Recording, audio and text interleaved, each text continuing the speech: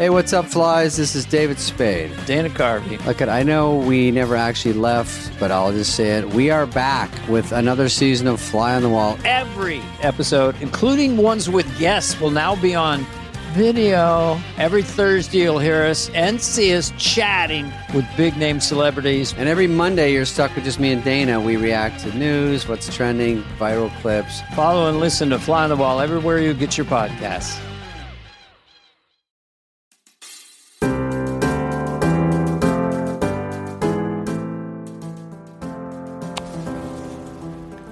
Welcome to the Warriors Haven podcast, the place where discipline meets purpose and everyday people become unstoppable. I'm your host, Jaisha Sutherland, a retired Army drill sergeant, single mom, and the founder of the Warriors Haven. Around here, we talk fitness, mindset, and the mission of building a stronger you, mentally, physically, and financially. Because this isn't just about the gym. It's about life, leadership, and living on your terms. So gear up, lock in, and let's step into the haven where warriors are made.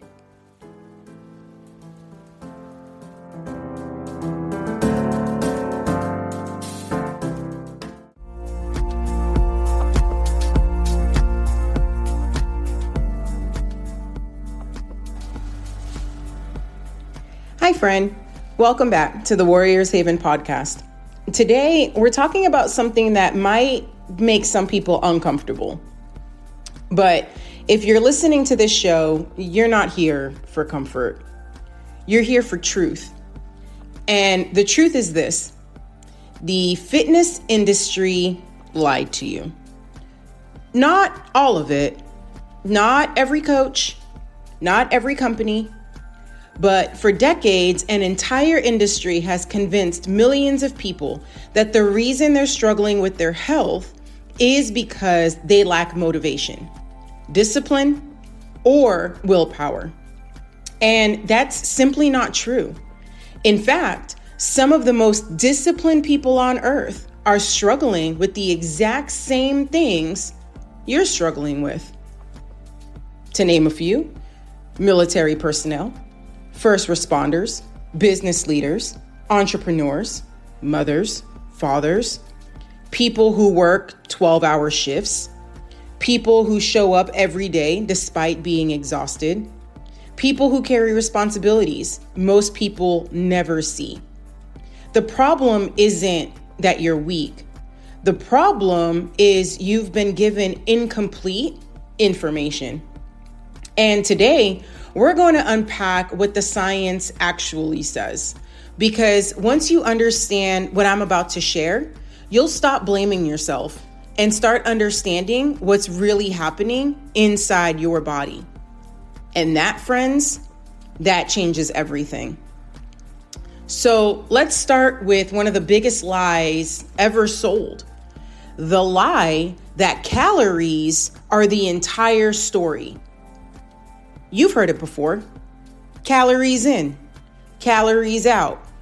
Eat less, move more. Simple, except it isn't. If human metabolism were that simple, we wouldn't have over 1 billion adults worldwide classified as obese. We wouldn't have people who eat less than their friends and still gain weight. We wouldn't have people who work out 6 days a week but remain exhausted. And we wouldn't have people following the same diet getting completely different results. The human body is not a calculator. It's a living, adaptive system.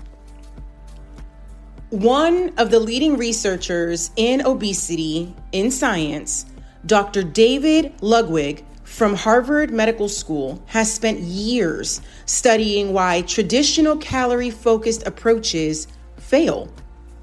His research suggests something fascinating. The body doesn't simply respond to how much food you eat. It responds to what the food does hormonally. In other words, your body isn't just counting calories. It's interpreting information. Every meal sends biological instructions. Every bite influences hormones. Every food choice affects how energy is produced, stored, and used.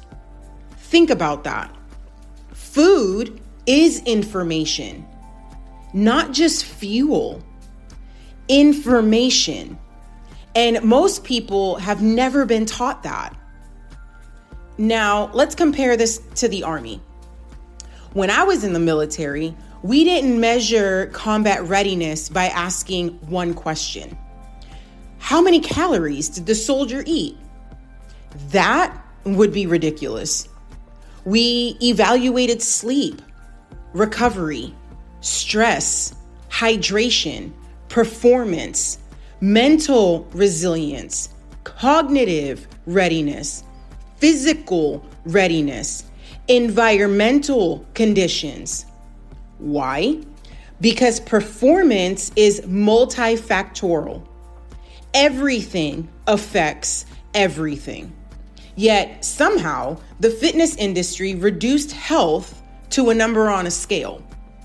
Imagine evaluating a soldier solely by body weight. I'm telling you, no commander would do that, because body weight tells you almost nothing about operational readiness. Yet millions of people step on a scale every morning and allow that number to determine their mood, their confidence, their self-worth, their identity. The scale somehow became the commander. And for many people, it's giving terrible orders. Here's another lie. The fitness industry told you exercise burns fat, but that's only partially true. Let's talk about one of the most overlooked discoveries in human physiology. Your body is constantly trying to conserve energy. Researchers call this adaptive thermogenesis, meaning when you dramatically increase activity, your body often compensates by reducing energy expenditure elsewhere. This shocked researchers. People assumed more exercise automatically meant dramatically more calories burned. Instead, studies from researchers like Dr. Herman Poncer found something remarkable. The body often adapts. It becomes more efficient. It reduces energy spent on other processes, which means you can't simply outrun poor recovery, chronic stress, inadequate sleep, and nutritional deficiencies. Your body is smarter than that. It's always seeking survival, not aesthetics. Survival. And that distinction matters because your body doesn't wake up each morning asking, how do I get beach abs? Your body wakes up asking, hey, how do I stay alive? That is a very different mission. Which brings us to something hardly anyone talks about: energy allocation.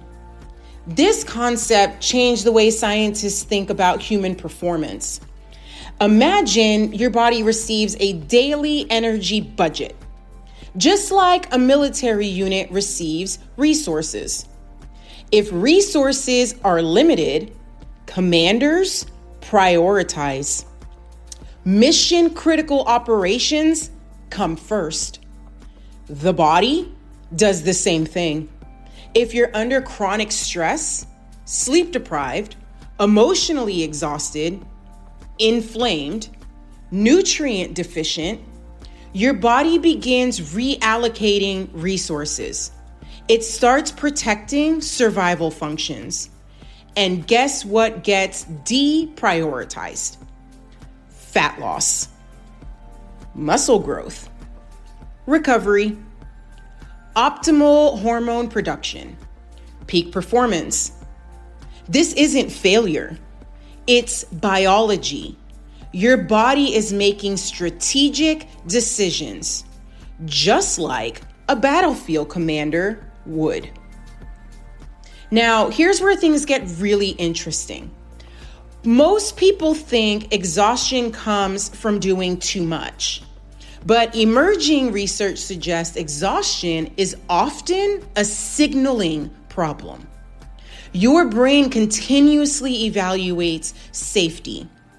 Dr. Lisa Feldman Barrett's research on predictive brain function suggests your brain is constantly making predictions about future energy needs.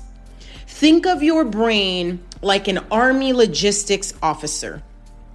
It forecasts demand, allocates resources, protects reserves.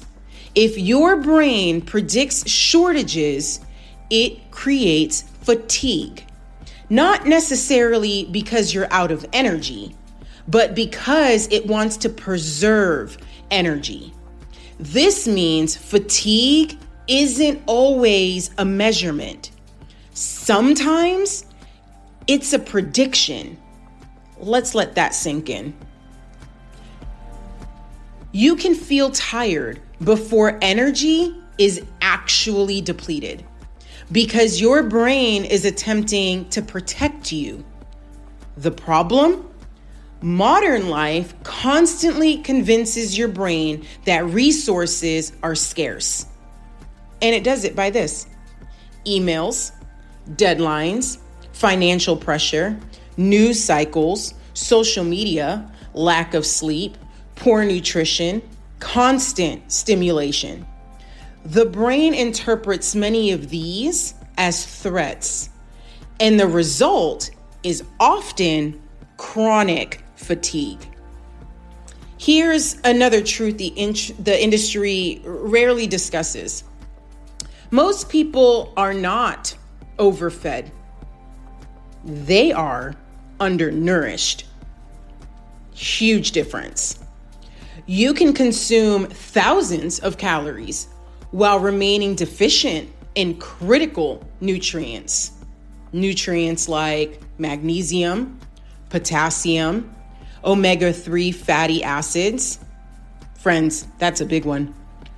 Choline, vitamin D, fiber, that's another one, and protein.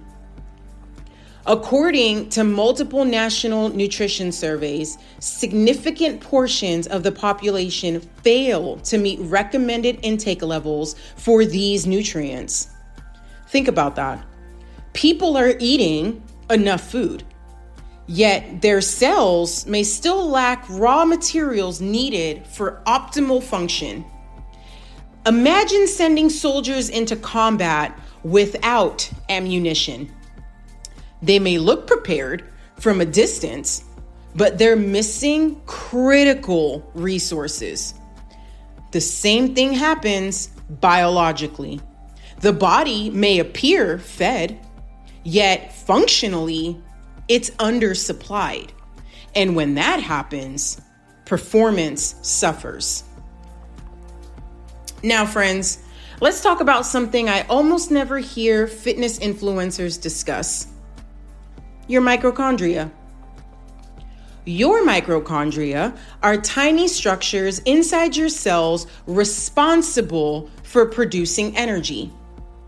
You have trillions of them, and their performance may be one of the most important predictors of how you feel every day. Many longevity researchers now view mitochondrial function as central to healthy aging. When mitochondria functions well, energy production improves, recovery improves, cognitive performance improves, physical resilience improves. But chronic inflammation, poor sleep, inactivity, excess processed food consumption and chronic stress can negatively affect mitochondrial performance. In military terms, your mitochondria are the power generators. And many people have been trying to win battles while neglecting the generators. The fitness industry sold workouts, but often ignored the power plants. Let's go even deeper. One of the greatest misconceptions in health is that motivation creates action. What if it's often the opposite? What if biology creates motivation? Think about it. Researchers studying dopamine have discovered something fascinating. Dopamine isn't simply the reward chemical. It's heavily involved in effort allocation, drive, pursuit, goal-directed behavior. When biology systems are functioning properly, pursuing goals becomes easier. Not effortless, but easier. When sleep is poor, recovery is poor, nutrition is poor, stress is high, the symptoms supporting motivation begin to struggle. And people often assume they have a character flaw. They don't. They have a biological bottleneck. That's a completely different problem. And different problems require different solutions. See, the fitness industry often profits when you blame yourself. Because if you think you're broken, you'll keep buying another program, another challenge, another supplement, another shortcut, another promise. But what if the answer isn't fixing yourself? What if the answer is understanding yourself? Understanding how your body actually works. Understanding why energy matters. Understanding why recovery matters. Understanding why sleep matters. Understanding why stress management matters. Understanding why identity matters. Because once you understand the system, you stop fighting against it and start working with it. And that's where transformation begins. Not through punishment, not through shame, not through guilt, through understanding, through awareness, through strategy. The same principles that make military units effective. The same principles that create sustainable performance. And the same principles we're going to continue unpacking in part 2. Because the biggest lies haven't been exposed yet. We're going to talk about why diets fail, why weight regain is so common, why cardio isn't the magic answer, why muscle matters more than most people realize, and why the future of health isn't about looking fit. It's about becoming biologically resilient. So stay with me, because the truth might be the most freeing thing you've heard in years. And it might completely change the way you think about fitness forever.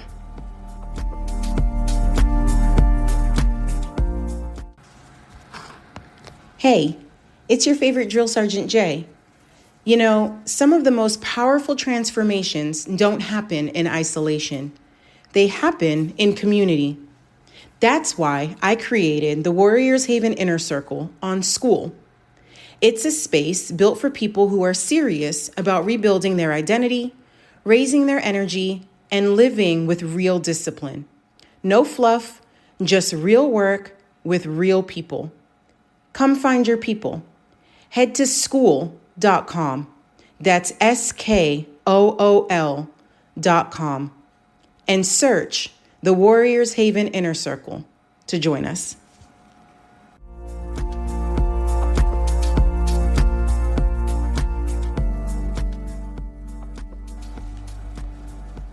Welcome back.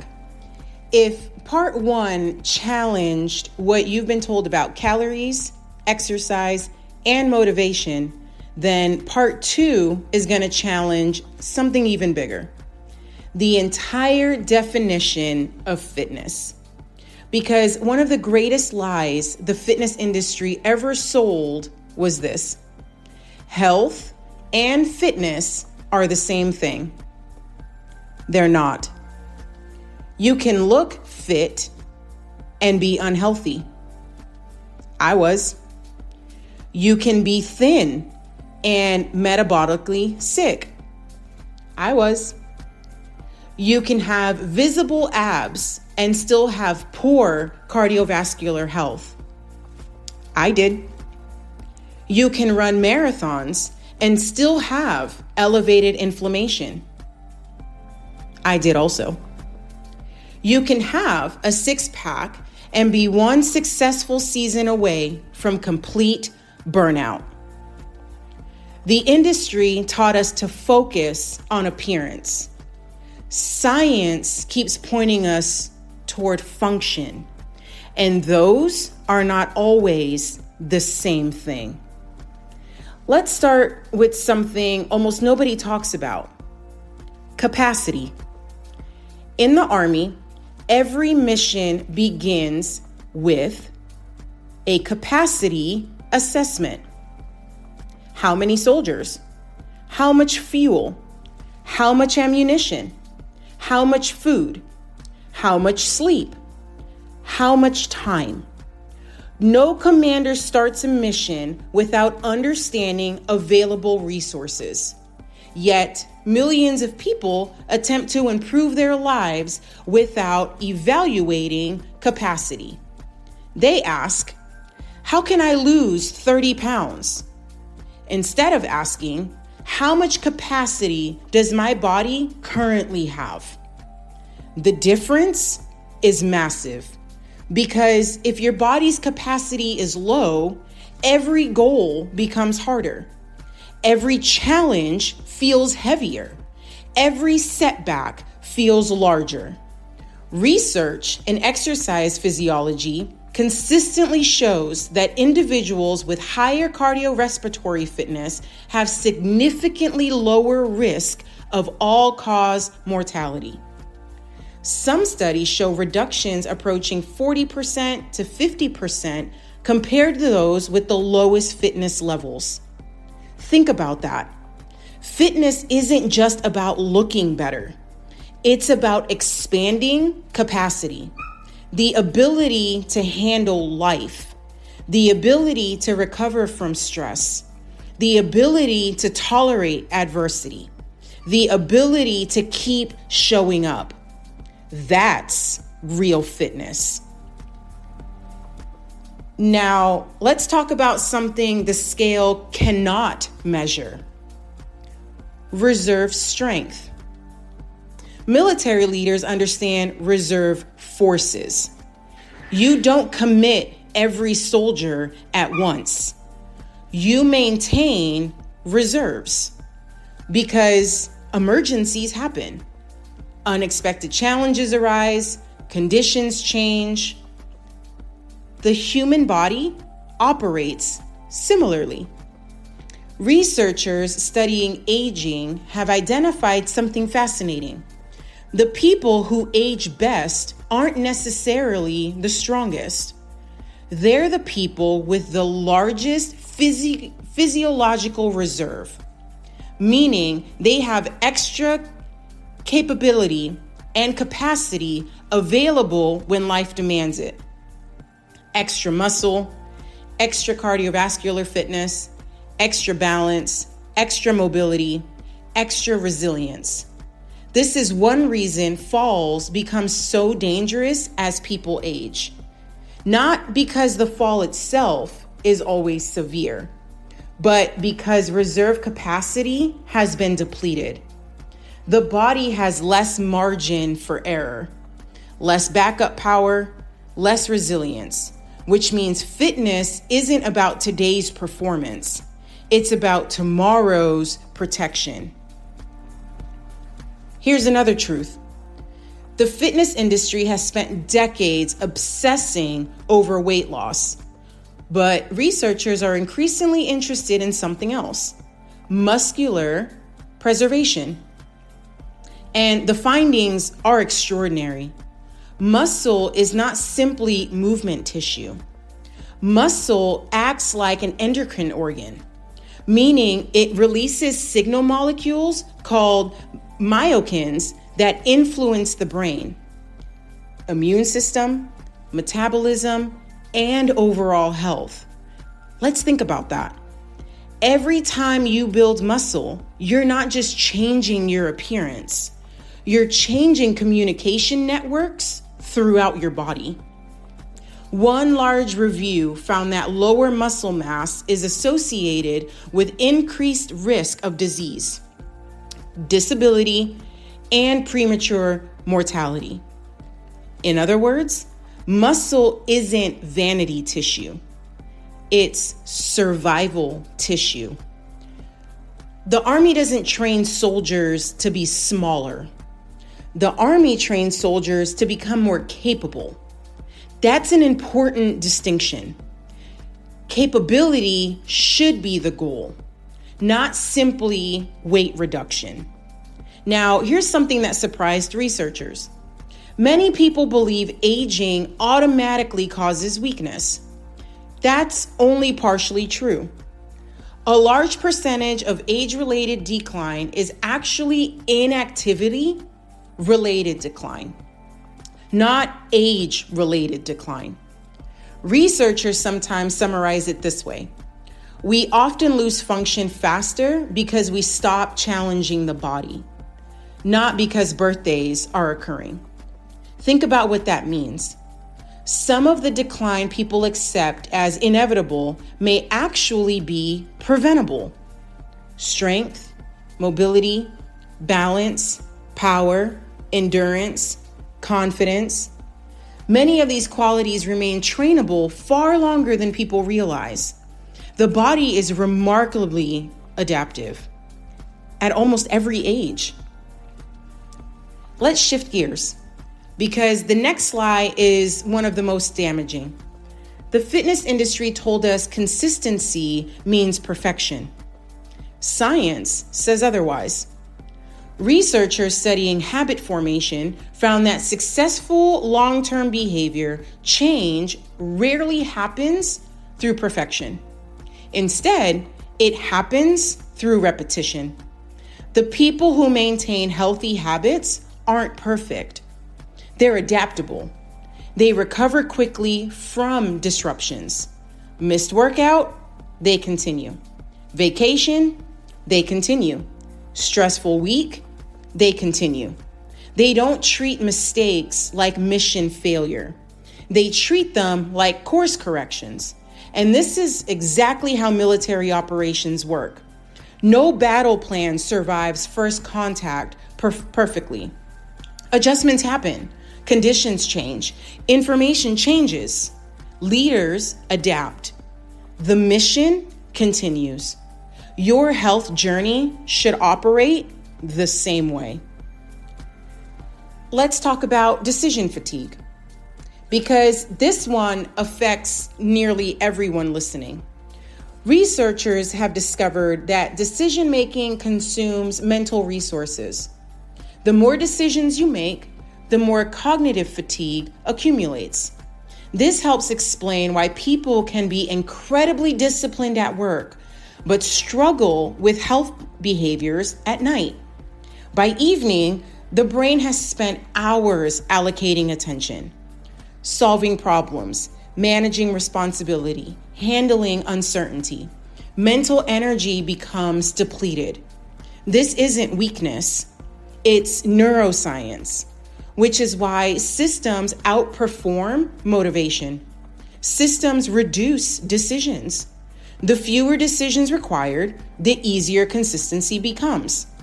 Elite military units understand this. Routines create reliability. Reliability creates performance. Performance creates confidence. Confidence creates momentum. The same principles applies to health.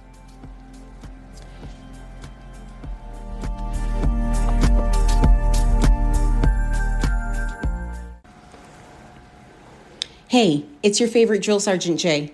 We're going to get right back to the episode, but first, if the Warriors Haven podcast is helping you rebuild your identity with energy and discipline, do me a quick favor.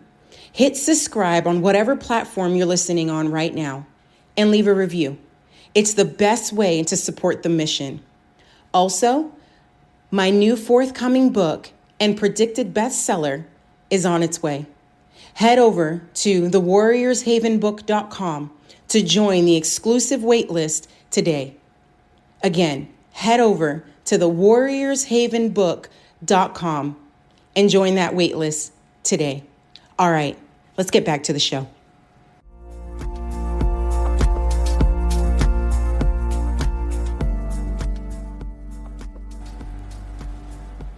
Now, let's discuss an overlooked predictor of long-term success: movement diversity. The fitness industry often encourages specialization. Do one thing, one workout style, one method, one approach. But human beings evolved for variety: walking, carrying, climbing, crawling, lifting, balancing, throwing, changing direction. Researchers studying movement quality increasingly recognize that varied movement creates broader adaptation. Think about military training. Soldiers don't train one movement pattern. They train many because real work performance demands versatility. The body thrives when challenged from different angles. The same is true in civilian life. Here's a statistic that should get everyone's attention. Research has shown prolonged sitting is associated with increased risk for numerous chronic health conditions, even among people who exercise regularly. Let me say that again. Even among people who exercise regularly. Meaning, 1 hour in the gym does not completely erase 10 hours of sitting. Your body responds to what you do all day. Now, not just what you do for 60 minutes. Health isn't built during workouts alone. It's built across the entire day. Every walk, every movement break, every staircase, every opportunity to move. Those moments matter more than most people realize.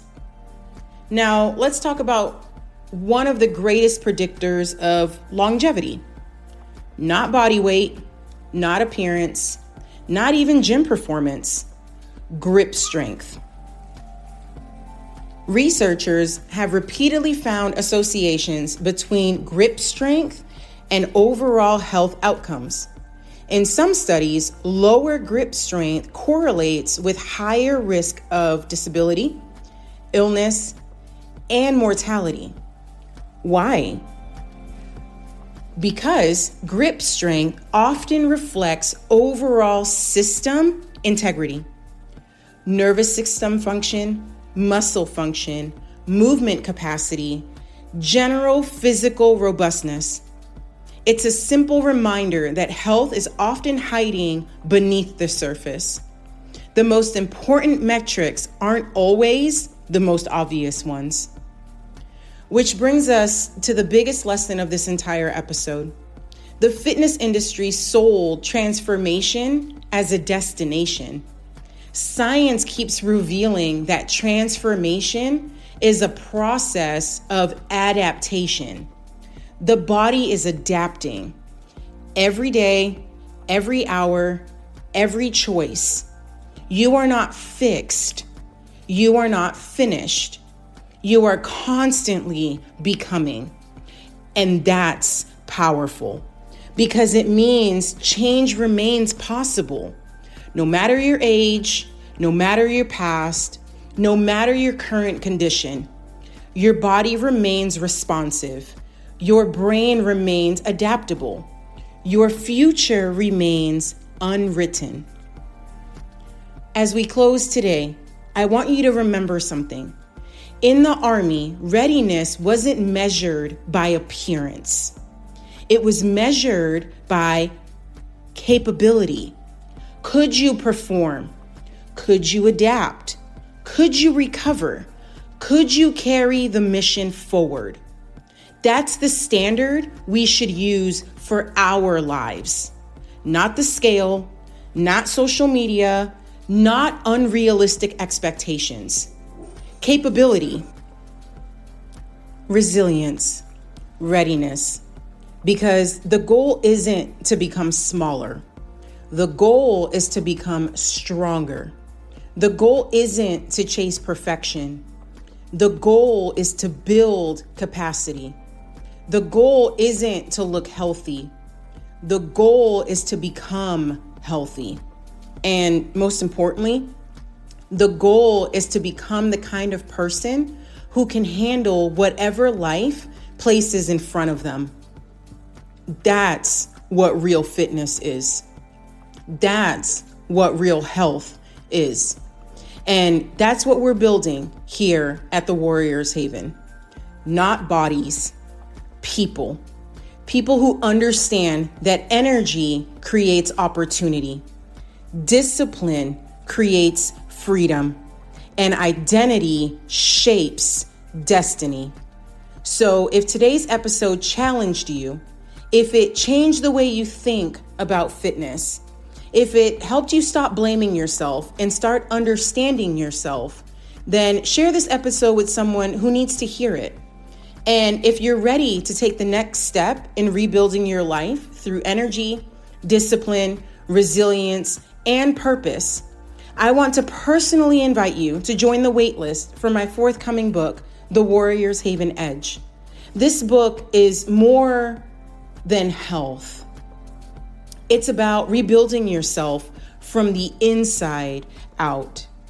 It's about developing the systems, habits, mindset, and identity required to thrive in a world that constantly demands more from you. You can join the waitlist today at thewarriorshavenbook.com because the future doesn't belong to the most motivated. It belongs to the most prepared. And preparation begins with energy. It grows through discipline. And it ultimately becomes your identity. So until the next time, I want you to keep building, keep adapting, keep becoming, and never settle for less than the person you're capable of becoming. I'm your favorite Drill Sergeant Jay. You've been listening to the Warriors Haven podcast. So until next time, stay strong, stay focused, stay ready.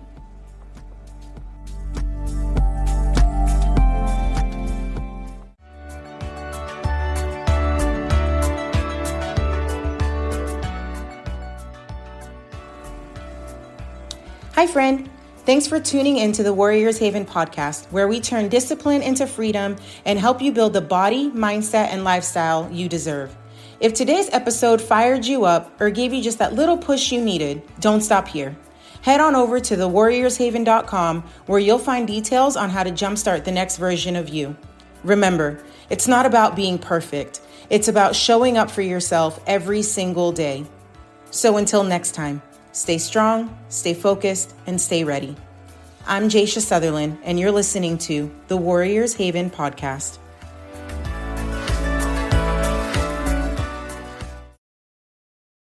Hey, what's up, flies? This is David Spade. Dana Carvey. Look, I know we never actually left, but I'll just say it. We are back with another season of Fly on the Wall. Every episode, including ones with guests, will now be on video. Every Thursday, you'll hear us and see us chatting with big name celebrities. And every Monday, you're stuck with just me and Dana. We react to news, what's trending, viral clips. Follow and listen to Fly on the Wall everywhere you get your podcasts.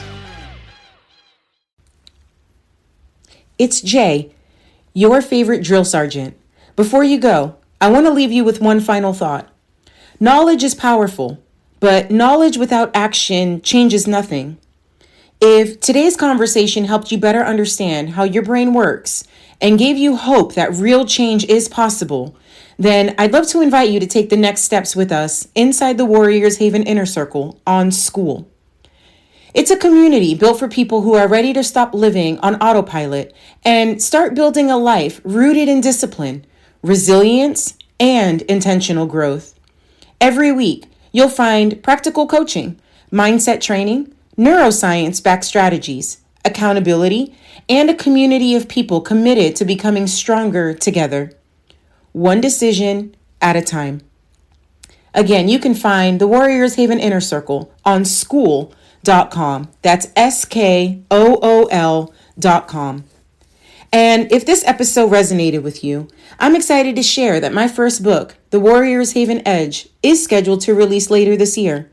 It's everything I've learned from the military, neuroscience, leadership, and coaching combined into a practical framework to help you rebuild your identity, reclaim your energy, and create lasting change from the inside out. You can join the exclusive book waitlist today at thewarriorshavenbook.com and be among the first to receive updates, exclusive content, and launch announcements. Again, that waitlist can be found at thewarriorshavenbook.com. Thank you for spending part of your day with us. If this episode encouraged you, challenged your thinking, or helped you see yourself differently, please share it with someone who needs to hear it.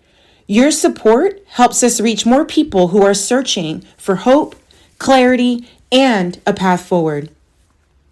Until next time, stay disciplined, stay curious, and never settle for the person you were yesterday. Your next chapter starts with the decision you make today. Until next time, stay strong, stay focused, stay ready. I'll catch you on the next episode.